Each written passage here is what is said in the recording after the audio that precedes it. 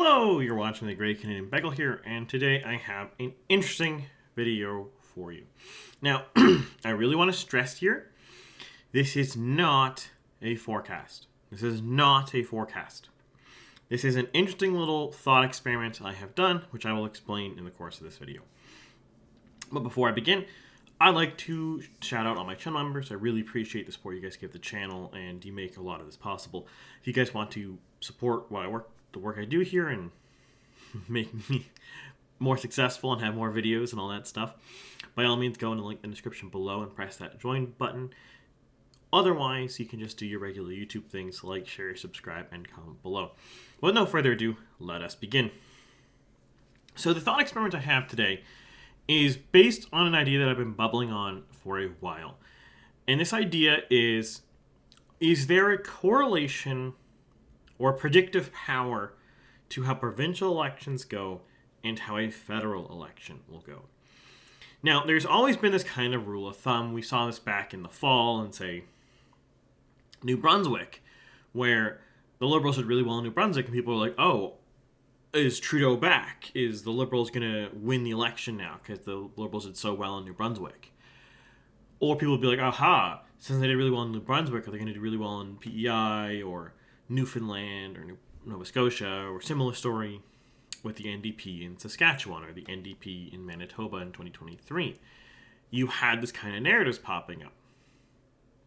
And then similarly, you gotta have like the inverse narrative popping up where people are like, Ford got 43% in Ontario this election. Well, Poilievre's not going to do better than that. So there is this kind of intuitive sense that a lot of people have that provincial elections tell you something about the federal, but it's not obviously the case of how to interpret that. And the reason I say that is, most notably here, provinces and federal parties are not the same. Even in the case where the parties are linked by constitution, such as the NDP or the Liberals, the Nova Scotia Liberal Party is different than the federal Liberal Party. The Manitoba NDP is different than the federal NDP. They have a lot of similarities. They're going to share a lot of volunteers. They're going to share a lot of donors. They're going to share a lot of voters. But they're not the same. An easy example for this, we're going to go with Ontario, because Ontario is a very big province. There's a lot of people in Ontario, and we can compare some things pretty straightforward here. Now, this is 2022 versus 2021 data. I did not use the 2025 because 2025 is not a good comparison point because it's too far away. If you want to say the last election, provincial election, had a meaningful or suggest something about the federal one, you got to use the if you're trying to say provincial elections imply something about federal, you have to compare closer elections. Now, these are roughly the different regions of what you might call the GTA.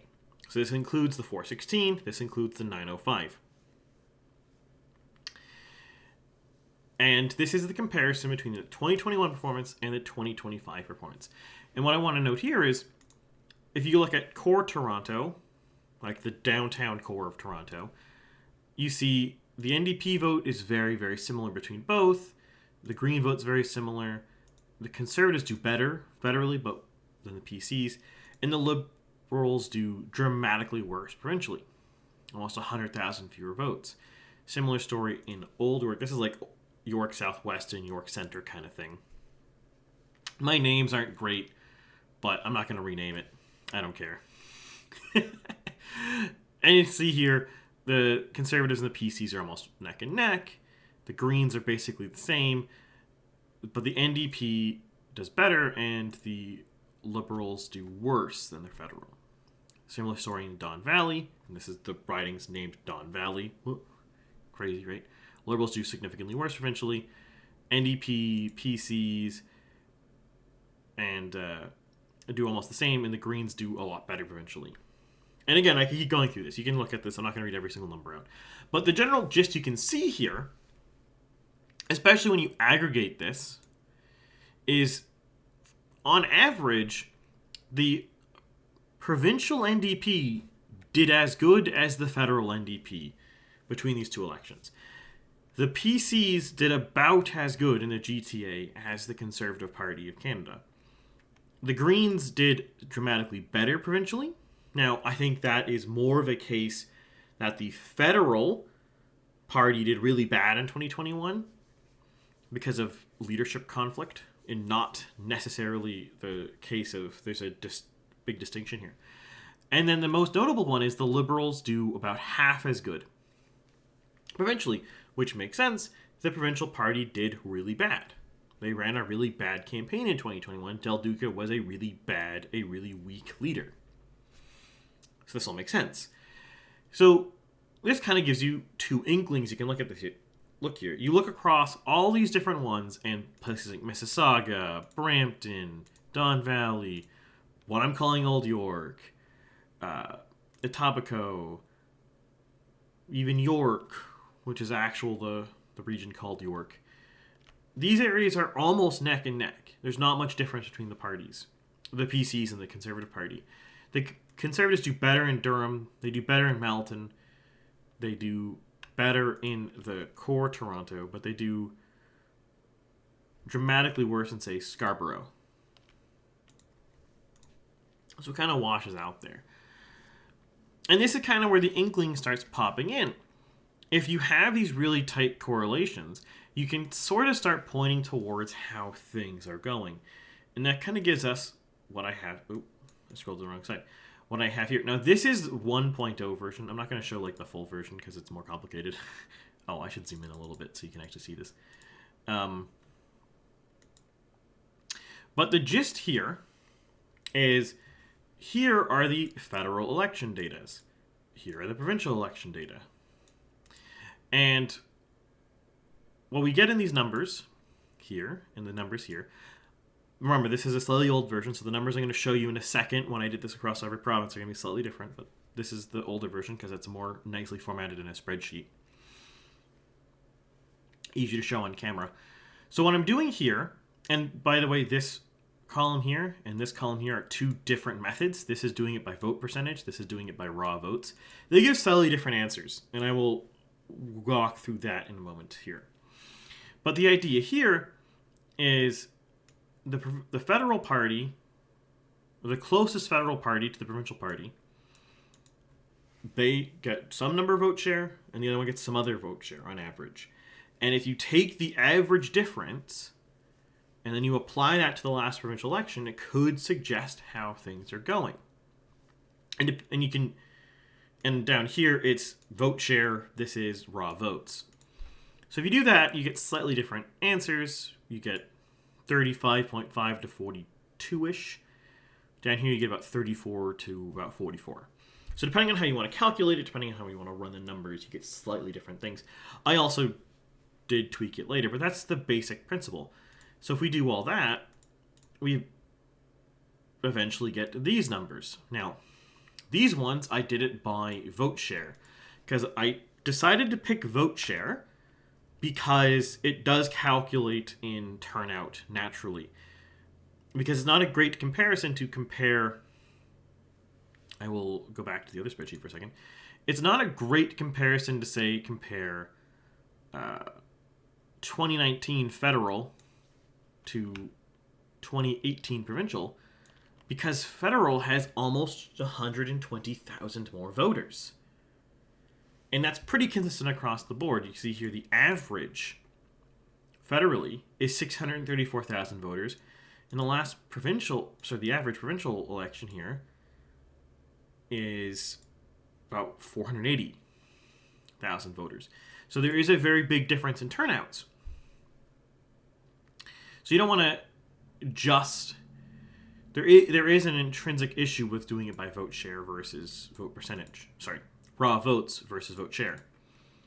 So this is what I have if I do it by vote share. And I will note, I have the territories like this. This is basing it off of these headline numbers and swinging, because Nunavut and Northwest Territories have nonpartisan territorial elections. So it's almost impossible to estimate them. And I also note, while I'm at it, The Yukon has a massive error bar, and Newfoundland has massive error bars because neither province has had a provincial, or well, Yukon's a territory, but neither region has had a provincial election since 2021. So they're very dubious on where we are right now. But this is what the overall numbers look like if we follow through with these assumptions and we get to what the data looks like. And what we see here is some of these inklings are possibly true. The Liberals are perhaps doing better in New Brunswick right now than, like, the provincial election suggests they're doing better, and maybe they are doing better. And same thing in Saskatchewan. Maybe the Conservatives are doing a little worse. Maybe the Conservatives are doing really well in Nova Scotia, kind of thing. And we kind of see this across the board here. This overall ends up getting us to overall results that are reasonably close to what another interesting method I have, because I love all sorts of indirect methods to try to guess at what the vote share should be. And this one, I will just zoom in. This is the by-election data. So this is from all of the by-elections done so far. This is the implied national performance from them. Now, there are some big asterisks you should put on the by-election suggestions. Because first off, a lot has happened in the last, 4 months. But second, this is not a uniform sampling. And turnout is a lot lower in the by-elections. The turnout, the total average number of votes cast in the by-elections I am counting, I'm excluding Oxford and Mississauga Lakeshore. Mississauga Lakeshore, because it's too old. It's before the Conservatives really started changing their platform under Poilievre. And Oxford, because I think that's more of a local issue based on how the Conservatives screwed up the nomination process there. But if you want, you can calculate a different number. This part is really simple. It's just what did the vote in the by-election, compare it to the vote in the old one, and then see the difference. But anyways, in 2021, about 460,000 people voted in these ridings. What is this, 9? And now only about 250,000 voted. So turnout's a lot lower, so things are going to be slightly distorted. The NDP's probably a bit higher. The Conservatives should probably be a bit lower. And then obviously a lot of stuff has happened since then, so perhaps the Liberals are a lot better now. But notably, this number and this number are not very different. They're not that different. Especially when you consider this is using a lot smaller of a sample, 247,000, and it's more biased because it's very particular ridings, whereas this is going off of data across 9 provinces, and it's a lot higher numbers of people sampled, and it's across every single part of the provinces. So this is the numbers we get. Now, there's a couple things I want to say here. I am perhaps a little skeptical on, say, the degree in Nova Scotia here for the Conservatives. I'm skeptical as well for Saskatchewan. A little bit for BC. I think the Liberals are a little higher than this. The Conservatives might be a bit lower. Though I think it is safe to say that Poilievre will likely get at least more raw voters than Rustad did. Poilievre is more popular in BC than Rustad. He should do better in any way, shape, in any objective measure. Same thing in Ontario. People are always thinking, oh, well, how could Poilievre do better than Ford? Poilievre is more popular in Ontario than Ford. It's like, we have the numbers for it. He's more popular in the province of Ontario than Ford is. So him doing slightly better here does stand to make sense. And those of you who watch my channel on a regular basis will remember that this looks very similar to my federal data, which I'm just going to pull up right here. Boop, boop, boop, boop. That's not what I want to show. Here we go. Oh. Okay, here we go.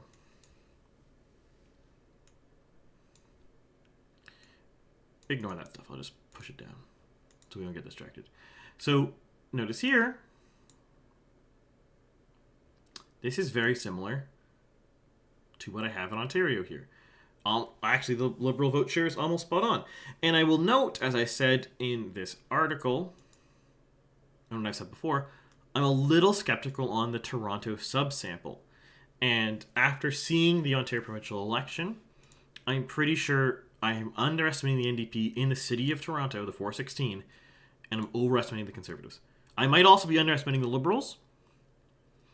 And there might be some other regions too where this is the case. Obviously, when you're polling, you are going to end up having some biases. So there is some data in there, and given my audience, it's a little expected, but it is what it is.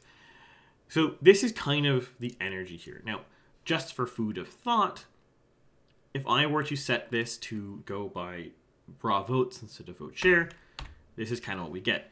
It's a much closer position, and if you prefer this, by all means, you can accept this version as the true version. But these are the two options. It's this one or that one. This one or that one. I like this one better because I think vote share is slightly more of a realistic way to do this, but it is what it is.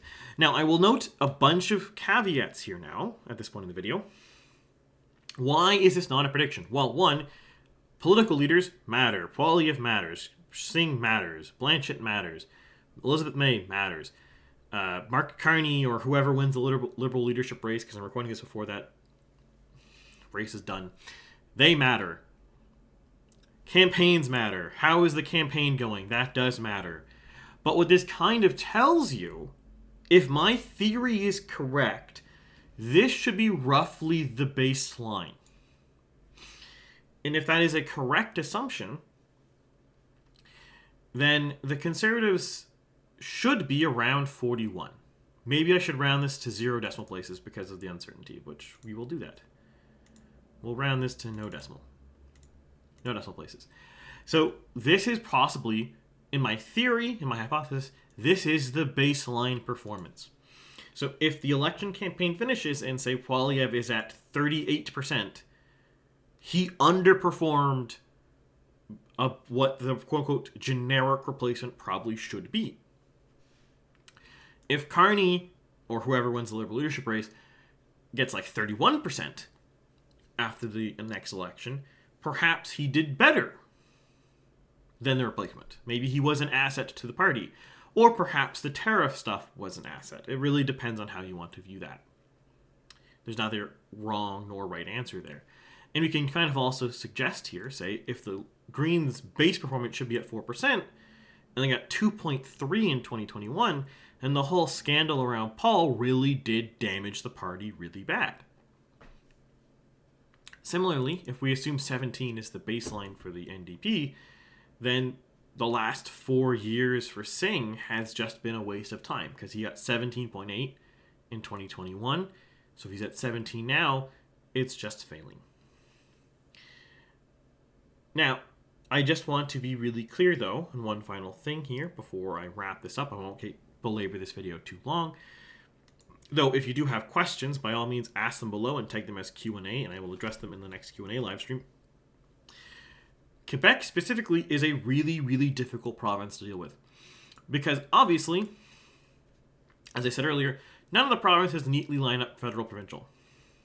There is a lot of overlap, but it's not neat. Quebec is the hardest. Because, sure, Bloc and Parti Québécois have a good overlap. 100%. The provincial Greens and the federal Greens? Okay, yeah, maybe. And, like, to a certain extent, the federal Liberals, provincial Liberals have good overlap. Though, if you belabor that overlap too much, provincial versus federal, you do end up running into a complicated issue where you have to somehow explain how the federal Liberals are so much more popular than the provincial ones, when it's very likely the case that there isn't actually a lot of overlap because Quebec is unique in that their provincial elections are fighting over very different issues than the federal ones. Because provincially, there is a lot of things about sovereignty versus independence versus federalism. I think I used one of those terms wrong, but bear with me, Quebecers. I'm an Anglo. A lot of that stuff can take place in provincial elections, but it can't really take place federally. You can't really make the distinction between the CAQ soft federalism, soft sovereignty kind of thing, and the Liberals' more hard federalism on the federal level. Like, it's sure it exists, but it's not as easy a distinction to make. And I think part of this here is my gut feeling. A lot of people who voted the Conservative Party of Quebec were actually,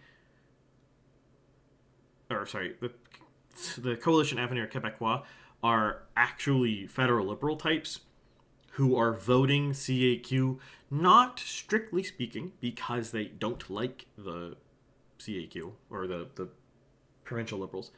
Sorry, I'm phrasing it wrong. Not strictly because they really like Legault, but because they really don't like the current wave of leadership of the Liberal Party of Quebec.